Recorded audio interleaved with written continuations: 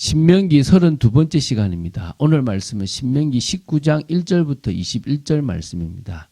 1절부터 3절 말씀을 합독하고 신명기 19장 1절부터 21절 말씀을 보도록 하겠습니다. 그러면 신명기 19장 1절부터 3절 말씀을 한 목소리로 합독하도록 하겠습니다. 내 하나님 여호와께서 이 여러 민족을 멸절하시고 내 하나님 여호와께서 그 땅을 내게 주심으로 내가 그것을 받고 그들의 성읍과 가옥에 거주할 때에 내 하나님 여호와께서 내게 기업으로 주신 땅 가운데에서 새 성읍을 너를 위하여 구별하고 내 하나님 여호와께서 내게 기업으로 주시는 땅 전체를 세 구역으로 나누어 길을 닦고 모든 살인자를 그 성읍으로 도피하게 하라. 오늘은 이제 신명기 19장에 대한 내용입니다.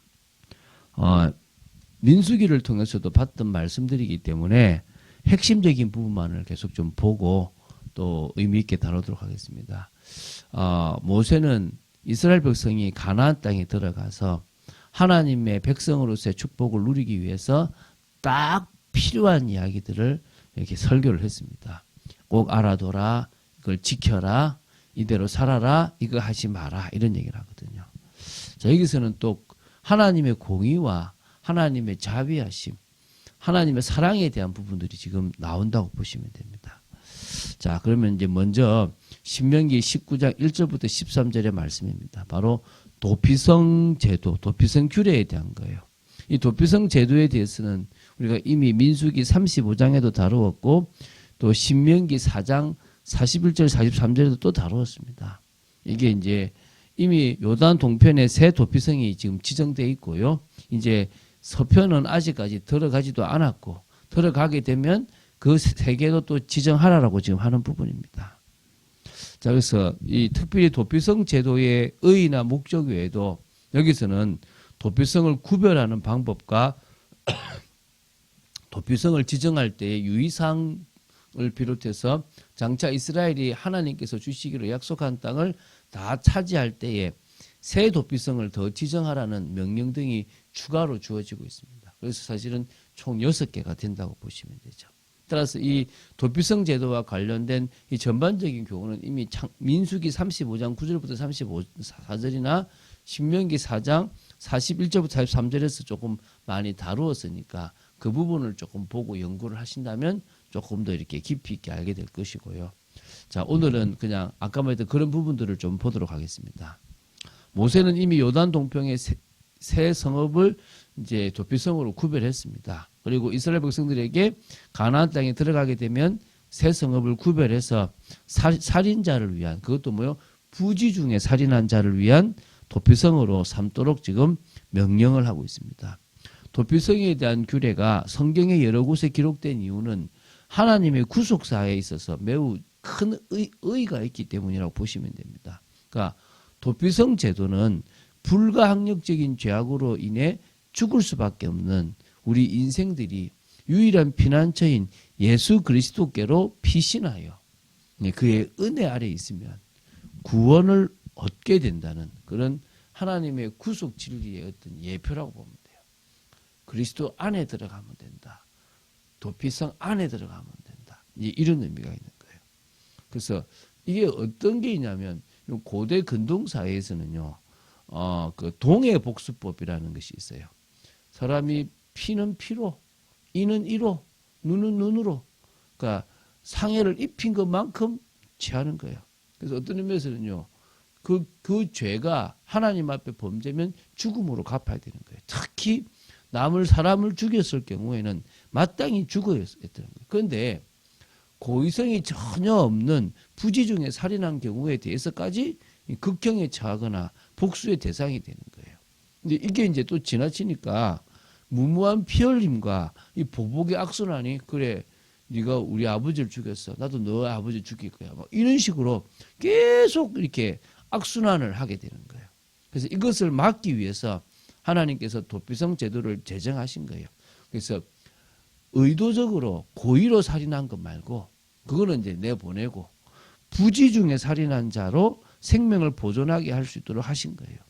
그래서 예수 그리스도 안에 있으면 정죄함이 없는 은혜로 예표되는 것입니다. 물론 지금은 알고 살인을 했다고 하더라도 진짜 회개하면 죄사함을 받을 수가 있습니다.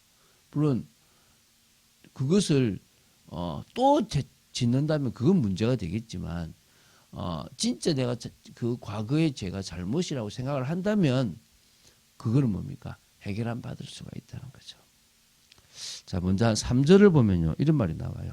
도피성을 구별하고 그곳에 이르는 길을 닦으라고 해요. 한마디로 어디에 있든지 도피성으로 가는 길을 가장 빠르고 좋은 길을 닦아놔라는 거예요.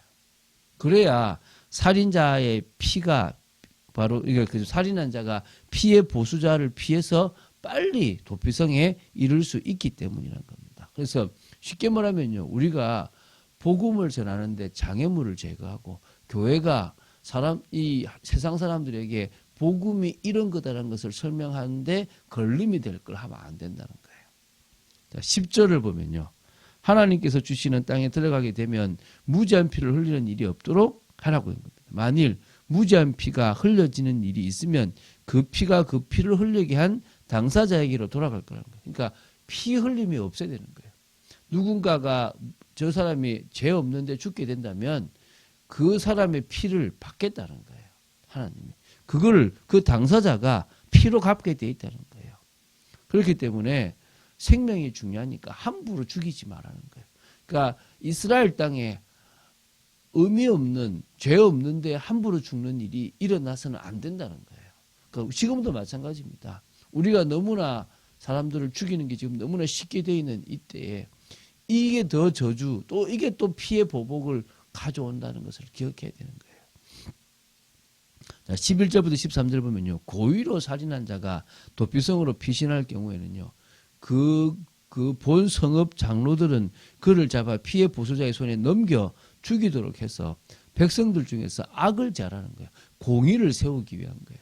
그러니까 지금 공의 때문에 심판이 있는데 잘못된 심판을 막기 위해서 뭐가 도피성이 있는 거지. 그 자비를 베푸는 거지.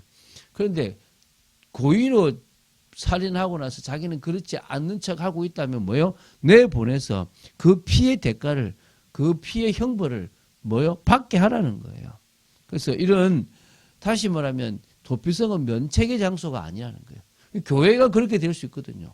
막 모든 범죄 다 하고 교회 오면 주님 하면서 폼 잡고 있는 그런 사람들이 있다니까요.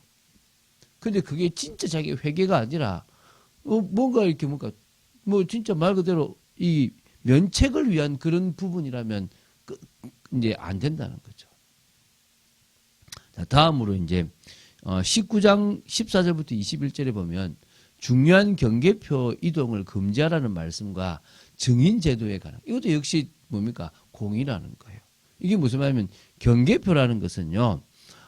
지금 오늘날 같이 토지의 소유를 증명하는 제도가 발달하지 않았던 때에 그러니까 고대 사회에 각자의 땅을 구분짓고 표시해주는 표식이었다는 거예요. 이게 신명기 27장에 나오거든요. 그런데 이 경계표는요. 고정된 것이 아니었기 때문에 토지에 욕심을 내는 사람은 자신의 토지 면적을 넓히기 위해서요. 경계표를 이렇게 고의로 옮겨서 다른 사람의 토지를 이동시켜가지고 자기 토지를 이렇게 늘릴 수 있는 거죠. 한마디로 남의 재산을 도둑질하는 거예요. 이거는 하나님이 싫어하시고 도둑질하지 말라 그랬지 않습니까? 그래서 경계표를 옮기지 말라는 거예요. 그리고 그 다음에 이어지는 게 이제 증인 제도에 관한 거예요. 어떤 사람의 죄가 유죄라는 것이 성립되기 위해서는 너 저 죄인이다 이게 아니라 두세 사람의 증인을 세우도록 했다는 거예요. 그러니까 위증자에 대해서는 또 동해보복법으로 원칙에 따라서 엄중히 처벌하는 거예요. 결국 이 경제나 사회 질서 유지 차원에서 이런 부분을 하라는 거예요. 그러니까 하나님은 이 세상에 살아가는 사람들이 하나님이 아무렇게나 심판하고 아무렇게나 벌 주는 그런 하나님이 아니라는 사실 아주 공의롭고 악이 눈에 보인다 하더라도 그 악이 찰 때까지는 악을 멸하시지 않는 그리고 어떻게든 자비와 긍휼을 베푸시는 분이라는 것을 기억하라는 거예요. 자, 그래서 16절부터 21절에 보면 이스라엘 백성들이 송사를 벌임에 있어서 이렇게 심리하여 본 후에 증인이 이 일을 위증이라는 사실이 드러나게 된다면 그 사람이 피고에게 하고자 했던 것과 똑같이 처결하도록 하여서 이스라엘에서 그런 악을 용납하지 않도록 했다는 거예요. 한마디로 억울하게 죽는 사람이 없도록 공의의 하나님의 그 단호한 의지가 잘 드러나도록 하라는 거예요. 죄에 대해서는 이렇게 엄중하지만 또 어떨 때는 관대함까지. 그래서 이게 지금 우리가 뭡니까? 하나님은 공의롭고 하나님은 자비로우신 사랑이 많으시구나. 저는 이 신명기를 지금 보면서요, 하나님의 성품을 조금 알아요. 우리가 지금 이 하나님을 안다면 함부로 행동하지 않고 함부로 말하지 않을 건데, 이걸 모르고 자기 기준대로 하니까 하나님은 이런 분이다라고 생각하고 또 세상을 이렇게 판단하기도 했다는 부분들을 보게 되는 거예요. 그래서 우리는요, 정말 이 세상 속에서 하나님이 계시기 때문에 두렵고 떨리는 마음으로 복음적인 삶, 믿음의 삶을 통하여 죄와 멀어지는 축복의 삶을 살아가야 될 것이고요. 혹시 죄 짓고 있는 사람들이 있다면 손가락질하는 것이 아니라 저 사람 역시 의도치 않게 했을 수도 있다. 그럼 하나님의 자비와 긍휼이 베풀어지고 저 사람이 진짜 죄 짓지 않는 믿음의 사람이 되어야 되지 않겠느냐.